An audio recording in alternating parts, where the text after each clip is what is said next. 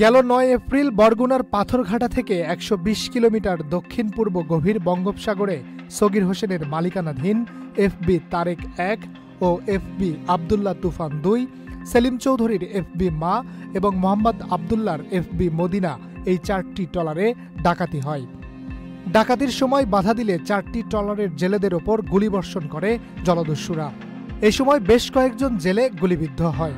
একই সঙ্গে ওই ট্রলারে থাকা জ্বালানি তেল, খাবার সামগ্রী, মাছসহ প্রয়োজনীয় সকল জিনিস লুট করে নিয়ে যায়।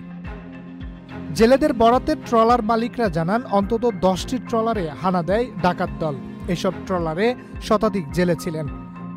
ডাকাতিতে বাধা দেওয়ায় ডাকাতরা নির্বিচারে গুলি চালায়। অন্তত ৫০ জন জেলে ডাকাতদের মারধর ও গুলিতে আহত হয়েছে। জেলেদের সবার বাড়ি বরগুনার পাথরঘাটা উপজেলার বিভিন্ন এলাকায়। সবশেষ ১০ এপ্রিল বৃহস্পতিবার সন্ধ্যায় বরগুনা জেলার ট্রলার মালিক সমিতির তত্ত্বাবধানে স্থানীয় প্রশাসনের সহযোগিতায় ট্রলারগুলো উদ্ধার করে ঘাটে নিয়ে আসা হয়। ঘাটে আসার সাথে সাথে স্বজনদের দেখে কান্নায় ভেঙে পড়েন উদ্ধার হওয়া জেলেরা। এই সময় আহত জেলেদের দেখতে ছুটে আসেন উপজেলা নির্বাহী অফিসার। এরপর আহত জেলেদের প্রাথমিক চিকিৎসা প্রদানের জন্য পাথরঘাটা উপজেলা স্বাস্থ্য কমপ্লেক্সে পাঠানো হয়। তারা তাদেরকে উদ্ধার করা হয়েছে আমাদের কোস্টগার্ডের সহায়তায়। আমরা তাদেরকে উদ্ধার করেছি এবং অন্যান্য আইন শৃঙ্খলা বাহিনীর সকলেই সহযোগিতা করেছেন। আমাদের ট্রলার মালিক যারা আছেন তারাও খুব সহযোগিতা করেছেন। সকলের সহযোগিতায় আমরা এখন পর্যন্ত তাদেরকে উদ্ধার করতে পেরেছি।